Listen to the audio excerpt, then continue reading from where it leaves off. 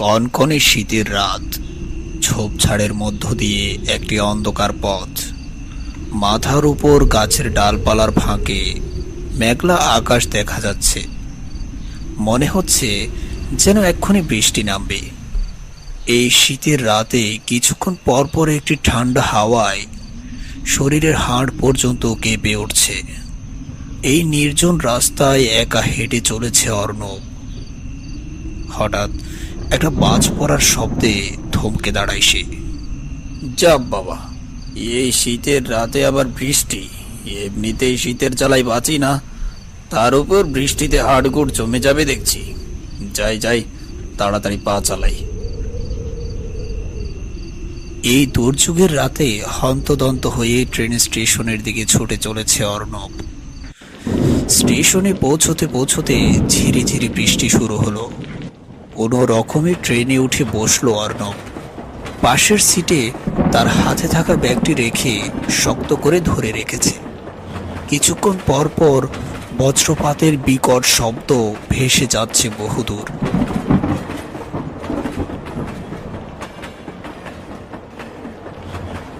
বৃষ্টিটা এবার একটু চেপেই নেমেছে। বাহির থেকে ঝিরিঝিরি বৃষ্টির ফোঁটা এবং ঠান্ডা দমকা হাওয়া এসে লাগছে অর্ণবের গায়ে। অর্ণব জানালাটি বন্ধ করে আয়েশ করেই বসল। হঠাৎ কোথা থেকে একটা মেয়ে এসে অর্ণবকে বলল, এই যে দাদা, একটু সরে বসুন না, ওদিকে তো রাজ্যের জায়গা পড়ে আছে। অর্ণব এক পলকের জন্য মেয়েটির দিকে তাকালো, আবার মুহূর্তে চোখ দুটো বন্ধ করে নিল। মেয়েটা অনেকক্ষণ ধরে বলে যাচ্ছে, অর্ণব সেটা শুনেও শুনছে না। সে চোখগুলো বন্ধ করে ঘুমের ভান করে আছে। মনে হচ্ছে বড্ড ঘুমাচ্ছে, আসলে একটু ঘুমের লেশ মাত্র নেই। এভাবে যদি ঘুমের ভান করে না থাকে, তাহলে তার হাতের ব্যাগের উপর চাপ পড়তে পারে। মেয়েটা সিটের আশা ছেড়ে জানালার বাইরে তাকিয়ে আছে। ব্যাস, আর মাত্র দুটো স্টেশন, তারপরেই অর্ণবের মনের আশা মিটতে চলেছে। মেয়েটি আবারও অর্ণবকে উদ্দেশ্য করে বলল, আরে ও দাদা, আপনার ঘুম ভাঙলো? সরে বসুন না একটু। অর্ণব মেয়েটির কথার কোনো জবাব দিল না। মেয়েটি একটু বিরক্ত হয়েই বলল, আরে কি যাতা লোক রে বাবা, এত ভারী একটা ব্যাগ নিয়ে দাঁড়িয়ে আছি, সেই কখন থেকে ডেকে যাচ্ছি, একটুকু মায়া দয়া নেই নাকি? প্রায় 2 ঘন্টা পর ট্রেন এসে থামলো গোদুলিপাড়া স্টেশনে। বৃষ্টি এখনো এক টানা পড়ে চলেছে। জন কয়েক লোক ছাড়া তেমন কেউই নামেনি স্টেশনে। স্টেশনের এক কোণে একটি ফাঁকা জায়গা দেখে দাঁড়ায় অর্ণব। কিছুক্ষণ পর একটি বৃদ্ধ লোক অর্ণবের পাশে এসে দাঁড়ালো। তার দিকে এক নজর তাকিয়ে বলল, কি হে ছোড়া, কোথায় যাবে? নরকে যাব, নরকে।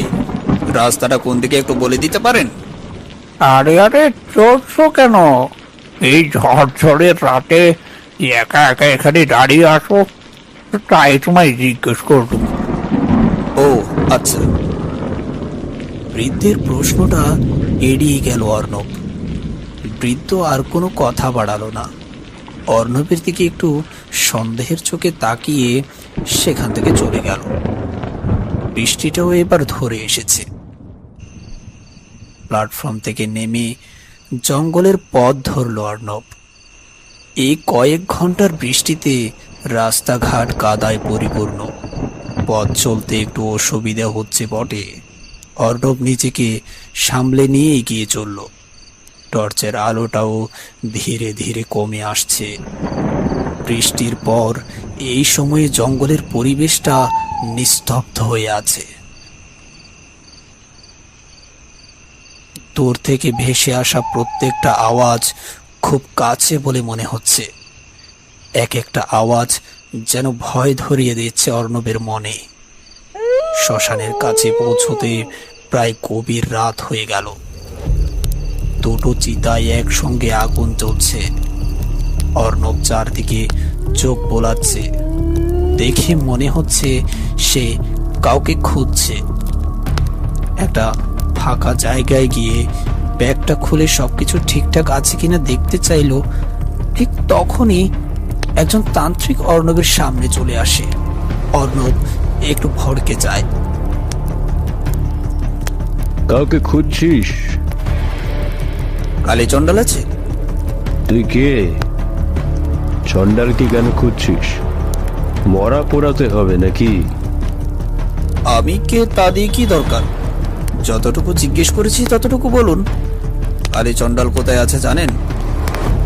কালী চণ্ডালের নাম করতেই লোকটির পেছনে এসে দাঁড়িয়েছে সে। লোকটা কিছু বলতে গিয়েও থেমে গেল। আজা আজা বাবু, এদিকে আসুন। অর্ণব তার কাছে গিয়ে দাঁড়ালো। এনেছো যে জিনিসটা আনতে বলেছিলাম? না। মানে কি? তুমি তো বলেছিলে জিনিসটা রেডি আছে, তাই তো আমি এত দূর থেকে ছুটে এলাম। দেরি হয়ে গেছে। মানে? মানে আর কি, কাল রাতে একজন এসে 1000 টাকা দিয়ে নিয়ে গিয়েছে। আপনি তো 500 টাকা দেবেন বলেছেন, তাই দিয়ে দিয়েছি। কি বলছো কি এসব? তোমার সাথে আমার কথা হয়ে গেল, আমি আসছি বললাম, আর 500 টাকা আমি বাড়িয়ে দিতে পারতাম না? আস্তে আস্তে আস্তে, এত জোরে চেল্লাবেন না। এটা বেআইনি কাজ, লোক জানতে পারলে কেস খেয়ে যাব। দাদা বলুন তো, জিনিসটা দিয়ে আপনি কি করবেন? হ্যাঁ, ওসব কাপালিকেরা না মন্ত্রতন্ত্র করতে। সেটা কি তোকে বলতে হবে নাকি? আমার জিনিসটা অন্য কাউকে কেন দিয়েছিস বল। আরে বাবা, আরে হ্যাঁ, আপনাকে দেখে কিনতাম নয় না, নিশ্চয়ই গ্যারা করে আটকে গিয়েছেন। এই চুপ, বেশি কথা না বলে জিনিসটা নিয়ে আয় যা। এই জিনিসটার জন্য পুরো 5 বছর অপেক্ষা করেছি। ভারতবর্ষে এমন কোনো শ্মশান নেই যেখানে যাইনি। কালী চণ্ডাল বিশ্রী হাসি হেসে বলল, এত চিন্তা করবেন না, 1010 টাকা দিন, কাজ হয়ে যাবে। কি 400-500 টাকার জিনিসের জন্য 10,000 টাকা দিতে হবে? এই কাজ এত সহজ নয়। তাও আবার যে কারোর হলে চলবে না। আপনার জন্য অপঘাতে কে মরবে বলুন তো? হ্যাঁ, এই চুপ, বেশি কথা বলছিস। তুই নিজেই তো একটা চণ্ডাল, তাই না রে? হ্যাঁ, এই কথাটা আমার আগে মাথায় আসেনি কেন? মানে তুই তো আমাকে মুন্ডু জোগাড় করে দিতে পারিসনি, এবার তোর মুন্ডুটাই আমি নেব রে। কি বলছেন সব? না না না না, আমাকে মারবেন না, আমাকে মারবেন মারবেন না।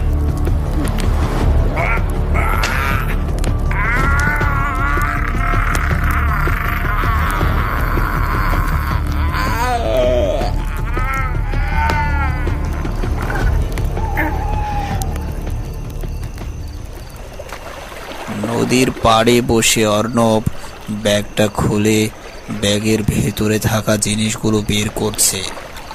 নদীর পানিতে ছলাৎ ছলাৎ শব্দ। অর্ণবের মনে পড়ে গেল সে তান্ত্রিকের কথাগুলো।